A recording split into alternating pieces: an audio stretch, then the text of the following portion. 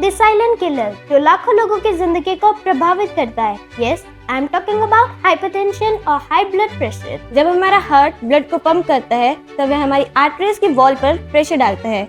जब ये प्रेशर बहुत ज्यादा हो जाता है, this situation is known as hypertension. आज हमारे साथ इस विषय पर चर्चा करने के लिए गवर्नमेंट हॉस्पिटल से doctor Shailendra Singh MD medicine मौजूद है। Now let's get started. Sir, I have one question from you. Can you tell me what are the common symptoms of hypertension? Hypertension में ज़्यादातर कई बार एसिम्प्टोमेटिक, मोस्टली एसिम्प्टोमेटिक होता है। सिर दर्द, चक्कर आना, बॉडी में वीकनेस आना, थकान रहना, सांस फूलना, ये सिम्टम्स कॉमन होते हैं हाइपरटेंशन। चेस्ट पेन भी हो सकता है, छाती में दर्द हो सकता है, सिर का चकराना, ये ज़्यादा देखा जाता है। तो मेरा क्वेश्चन आपसे ये है कि सिम्टम्स आने के बाद हमें क्या करना चाहिए? सिम्टम आने के बाद अगर आपके घर में बीपी इंस्ट्रूमेंट है तो बीपी चेक करें और तुरंत अपने आसपास जो नज़दीकी जो स्वास्थ्य कार्यकर्ता है या डॉक्टर हैं, नर्सिंग है, उनसे मिलें और अपना बीपी और अपना बॉडी का चेकअप करवाएं।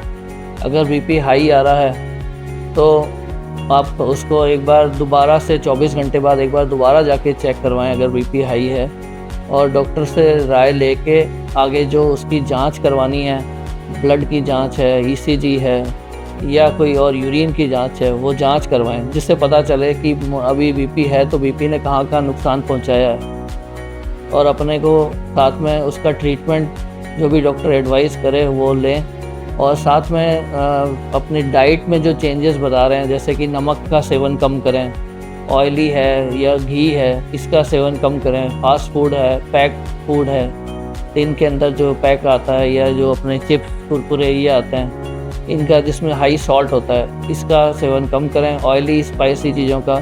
साथ में कुछ योग है, व्यायाम है, आधा घंटा पौन घंटा घूमना है, वॉकिंग करनी है, ब्रिस्क जॉगिंग करनी है, ये सब अपना शुरू करें, ये ज़रूरी है। Sir, I want to ask that what are the causes of hypertension?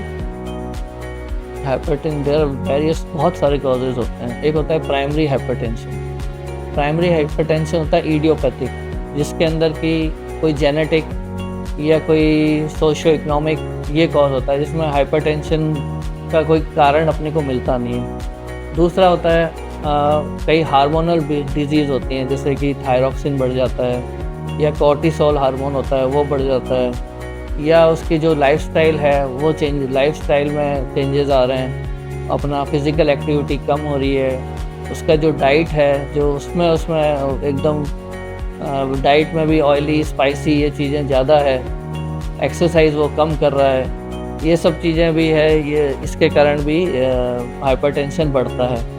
और आजकल जो है ज़्यादा स्लीप टाइम से नहीं ले रहे हैं, सो ढंग से नहीं रहे हैं, जितनी स्लीप लेनी चाहिए 8 घंटे 7 घंटे, ये भी एक हाइपरटेंशन का बढ़ने का कारण है। कई बार प्रेगनेंसी में भी, डिलीवरी के टाइम में भी, जैसे प्रेग्नेंट होने के 3-4 महीने बाद बीपी चेक कराते हैं तो बीपी हाई होता है, तो उसमें भी प्री एक्लेम्पशिया जिसको बोलते हैं, और उसके अंदर माँ और बच्चे दोनों को बहुत, माँ बच्चे की भी जान को खतरा, माँ की भी जान को खतरा, तो टाइमली प्रेगनेंसी में जो जांचें होती है वो कराई जाए और करा के उसको बीपी को कंट्रोल किया जाए। नहीं तो कई बार फिट्स भी आ जाते हैं, दौरे या मिर्गी के दौरे भी आ जाते हैं और बेहोश होके या कई बार डेथ भी हो सकती है। माँ और बच्चे दोनों को ही खतरा रहता है। और स्मोकिंग ये चीज़ें बढ़ रही है, अल्कोहल बढ़ रहा है, इनको भी रेस्ट्रिक्ट रहना चाहिए, ये ज़रूरी है। स्मोकिंग खाली एक्टिव स्मोकिंग ही नहीं है, पैसिव स्मोकिंग अगर आपके साथ वाला भी अगर कोई कर रहा है वो भी आपको अफेक्ट करता है। साथ में पॉल्यूशन बहुत बढ़ रहा है, ये सब चीज़ें, हर चीज़ में पॉल्यूशन, एयर में पॉल्यूशन है, वाटर में पॉल्यूशन है, अपने फूड में पॉल्यूशन है, ये सब चीज़ें भी एक मेन चीज़ बीपी को बढ़ाने का कार्य करती है। How can we manage hypertension at home? Yes.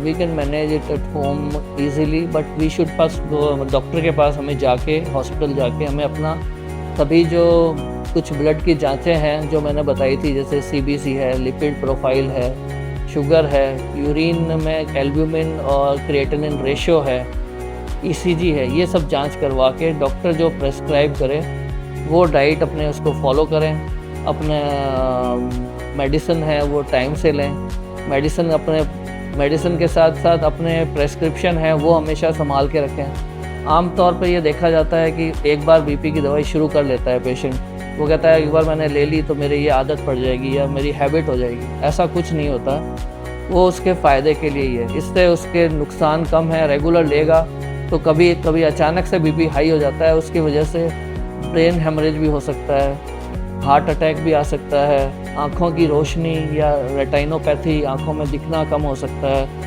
या जो पेरिफेरल वैस्कुलर डिजीज़ मतलब जो पैरों की और हाथों की जो आर्टरीज़ होती हैं उसके अंदर ब्लॉकेज या उसके अंदर नैरोइंग होके पैरों में सुन्नपन या वीकनेस ये सब भी आ सकती है। तो वो अपनी टाइम से दवा ले। उसको जो मैंने लाइफस्टाइल चेंजेस बताया, जैसे कि टाइम से उसको स्लीप अपनी पूरी 7-8 घंटे ही लेनी है, उसको आधे से हाफ आवर से लेके 45 मिनट्स तक उसको एक्सरसाइज करनी है या ब्रिस्क वॉक करनी है। उसको अपने डाइटरी जो मॉडिफिकेशंस हैं, जो नमक है, नमक का सेवन कम करें। नमक है जो आमतौर पे हमें 6 ग्राम पर डे में 6 से ज़्यादा नहीं लेना चाहिए और 6 ग्राम से कम लेना चाहिए। जिनको बीपी है उनको तो 4 ग्राम ही लेना चाहिए। और जो अपने नमक दूसरी चीज़ों में डालते हैं, जैसे सलाद में डालते हैं, कई जूसेस के ऊपर डालते हैं, और ये चीज़ें हैं इसको भी बंद करनी चाहिए।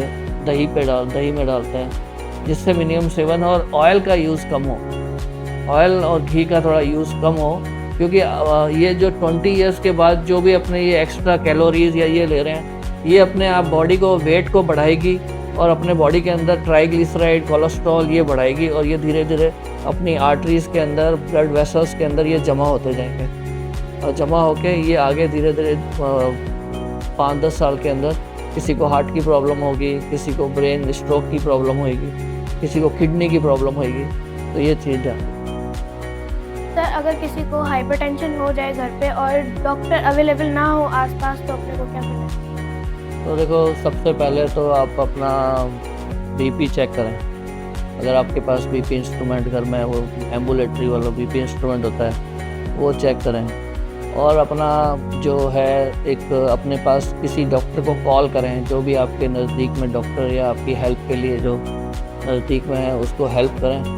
और अपना जो भी आपके जो सिम्टम आ रहे हैं, जो प्रॉब्लम हो रही है, अपना रेस्ट करें, अपने कम से कम अपने लेटें बैठें, रेस्ट करें, और उसको कॉल करके आप उसको बुलाएं नज़दीक में, और बुला के जो भी इसमें मान लो बीपी ज़्यादा आ रहा है या उसको कोई सांस की दिक्कत हो रही है, तो उसको आप आगे सॉर्ट आउट करना पड़ेगा। पहले तो उसका कारण ढूंढना पड़ेगा। कई बार ज़रूरी नहीं है कि बीपी वो कारण हो, बहुत सारे कारण होते हैं। किसी के नींद नहीं लिए हो, कईयों को घबराहट, जैसे हमारे पास बहुत पेशेंट आते हैं कि हमारा बीपी डाउन हो रहा है, मेरा बीपी हाई हो गया है।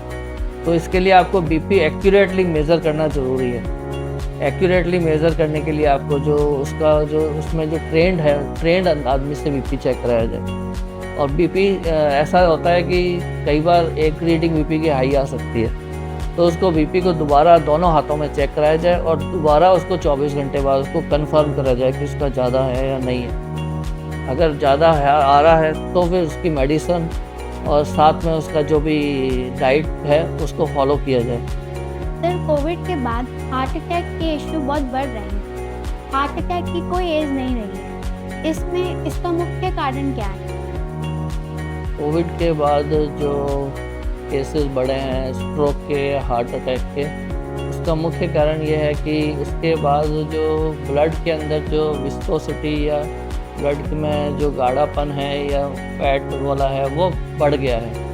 खून गाढ़ा है, खून वैसा नहीं है, खून जितना पतला होना चाहिए उतना पतला नहीं। उसकी वजह से जब खून गाढ़ा होगा तो ब्लड जो है वो प्रेशर बढ़ेगा, आर्टरीज़ के ऊपर जो ब्लड की वेसल्स हैं उसके ऊपर प्रेशर बढ़ेगा, और जब प्रेशर बढ़ेगा तो हार्ट एक मोटर है। अगर मान लो मोटर को ज़्यादा आप काम कराओगे, ज़्यादा प्रेशर होगा, वहाँ पे उसको पंप करना पड़ेगा ब्लड, तो हार्ट को ज़्यादा वर्क करना पड़ेगा। जब हार्ट ज़्यादा वर्क करेगा ज़्यादा तो उसकी हाइपरट्रोफी या उसका साइज़ बढ़ेगा। साइज़ बढ़ने के बाद धीरे धीरे वो फटीग होगा, मसल्स जो हैं वो फटीग होने लग जाएगी। कुछ टाइम तो वो उसको कंपनसेट करने के लिए अपना साइज़ बढ़ाएगा, लेकिन जो हाई ब्लड प्रेशर ज़्यादा है उसको वो उसके अगेंस्ट में जो ब्लड वो पंप कर रहा है, उसकी वजह से क्या होगा कि हार्ट अटैक आने के चांस रहेंगे। और ब्लड की जो विस्कोसिटी है वो बढ़ने से कई बार ब्रेन के अंदर भी क्लॉट्स आ जाएंगे, तो उसकी वजह से स्ट्रोक की चांसेस होंगे। और दूसरा एक चीज़ ये है कि आप खान पान और लाइफस्टाइल में बहुत चेंजेस आ रहे हैं। आप शहर में रह रहे हैं, अपनी ड्यूटी, हवा साफ़ नहीं है, पानी साफ़ नहीं है, आप अपनी ड्यूटी पे लेट आते हैं, लेट आके बाहर का खाना खाते हैं। मोस्टली आपके पास टाइम इतना नहीं है कि आप खाना, हस्बैंड वाइफ दोनों जॉब करते हैं, खाना भी कोई बार होटल से मंगा लेते हैं या कोई स्विगी से मंगवा लेता है, कोई और इस टाइप से आ जाता है। फास्ट फूड है, पिज़्ज़ा है, बर्गर है, इसका ये बढ़ता जा रहा है। ऑयली, स्पाइसी ये चीज़ बढ़ रही है। टाइम से खाएंगे नहीं, लेट सोएंगे, उसके बाद लेट सोने के बाद लेट उठेंगे, ये सब लाइफस्टाइल मतलब एक विशियस साइकिल बन जाती है। इसकी वजह से जो चीज़ पहले 50 साल बाद आती थी वो अब पहले आने लगी है, वो 40 साल में भी वो चीज़, वो केसेस ज़्यादा आ रहे हैं। Sir, can you tell me what is a DASH diet? DASH diet is a dietary plan to stop hypertension. Actually, DASH means the dietary approach to stop hypertension. DASH. इसका मतलब ये है कि अपने को ज़्यादा से ज़्यादा अपनी डाइट के अंदर फ्रूट्स और वेजिटेबल्स इंक्लूड करना है। खाने के अंदर फ्रूट्स और वेजिटेबल्स ज़्यादा होने चाहिए। हमें low fat dairy products use करने चाहिए, डेयरी प्रोडक्ट्स जो लो फैट के अंदर है या जिसमें हाई कोलेस्ट्रॉल नहीं है, या पॉली सैचुरेटेड उसके अंदर फैट्स हैं। एक मोनो सैचुरेटेड होते हैं, एक पॉली अनसैचुरेटेड फैट्स होते हैं। तो पॉली अनसैचुरेटेड फैट्स उसमें ज़्यादा होने चाहिए और मीट का या रेड मीट का यूज़ मिनिमम होना चाहिए, रेड मीट या इसका यूज़, और सॉल्ट का इंटेक कम होना चाहिए। ये डैश डाइट, इसको डैश डाइट हो। सर, मेरा आपसे ये सवाल है कि एक स्वस्थ व्यक्ति का बीपी कितना होना चाहिए? स्वस्थ व्यक्ति का बीपी 130 130 सिस्टोलिक और डायस्टोलिक बीपी होना चाहिए 80, 130 से 80 के बीच में, मतलब उससे लेस उसका बीपी होना चाहिए। और सिस्टोलिक बीपी होता है जिसमें जब हार्ट कॉन्ट्रैक्ट करता है, जो अपना बीपी होता है उसको बोलते हैं सिस्टोलिक। जब हार्ट रिलैक्स करता है, एक बार कॉन्ट्रैक्ट करता है, सिस्टोल बोलते हैं। डायस्टोल बोलते हैं जो हार्ट रिलैक्स करता है। तो सिस्टोलिक बीपी 130 से कम और डायस्टोलिक बीपी 80 से कम, डायस्टोलिक में जब हार्ट रिलैक्स होता है। और जो मेन तो यही है कि बीपी 130 और 80 से नीचे रखने की कोशिश की जानी चाहिए। सर, मेरा आपसे एक और सवाल है कि बीपी की दवाई किस टाइम पे ली जाती है?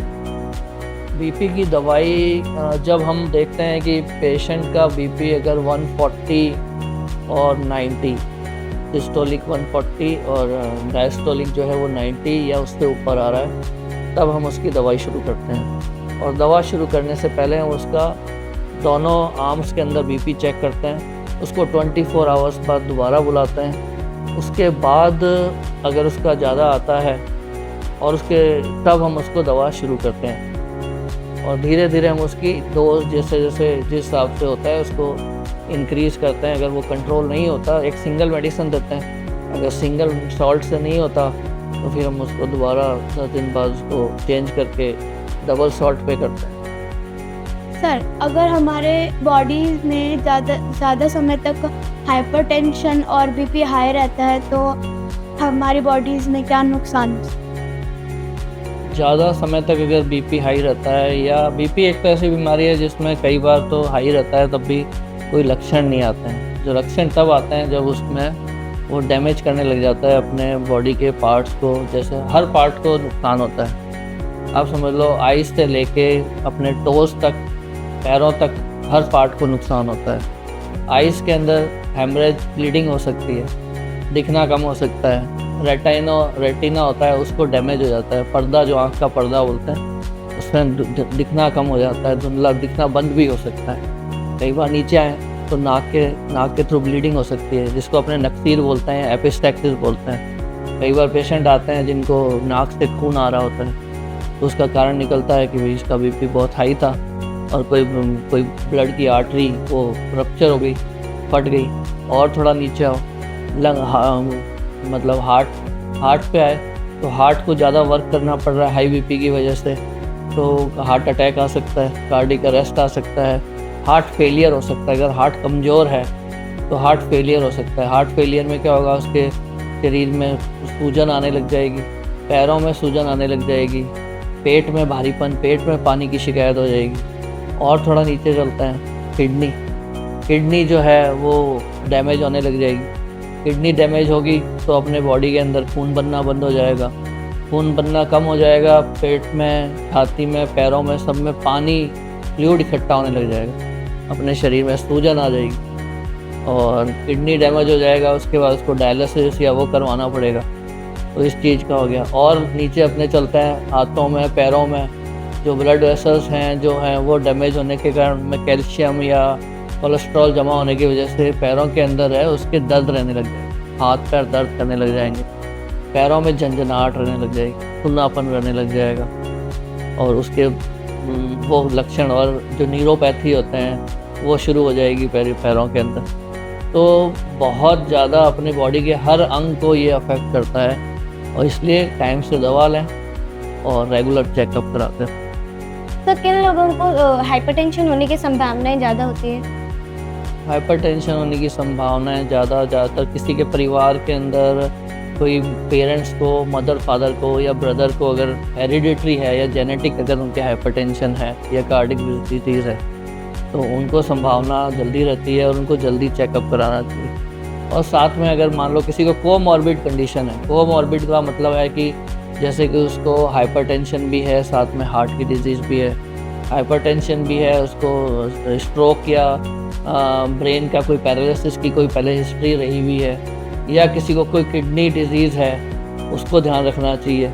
इन लोगों को अपना बीपी स्ट्रिक्ट कंट्रोल रखना चाहिए। इनका बीपी जो है 130 और 80 से नीचे ही रहना चाहिए, क्योंकि अगर ये होगा तो इनकी जो डिज़ीज़ है, साथ में जो बीमारी मैंने बताई है, ये ज़्यादा जल्दी प्रोग्रेस होंगी, ज़्यादा जल्दी वर्स होंगी। उसको हार्ट है वो जल्दी वीक होगा, किडनी है वो जल्दी डैमेज ख़राब होगी, एंड स्टेज रीनल डिजीज़ जो है वो जल्दी आ जाएगी। तो इन लोगों को अपना बीपी रेगुलर चेक कराना चाहिए, टाइमली इनको बीपी अपना कंट्रोल रखना चाहिए।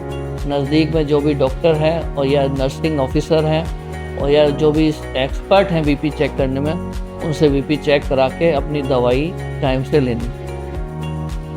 नमस्कार, मैं यही सभी आम जनता से ये बोलना चाहूँगा कि हम अपना जो बीपी है ये घर में चेक करा के, या कम बीपी हाई है, ज़्यादा है और घर में ही दवाई ले लेते हैं, ये प्रवृत्ति छोड़ें और आप अपने नज़दीक में जो सरकारी हॉस्पिटल है या जो प्राइवेट हॉस्पिटल है या जो हेल्थ वर्कर हैं उससे अपना एक्यूरेटली बीपी चेक कराएं, सभी जांचें कराएं और दवा लें।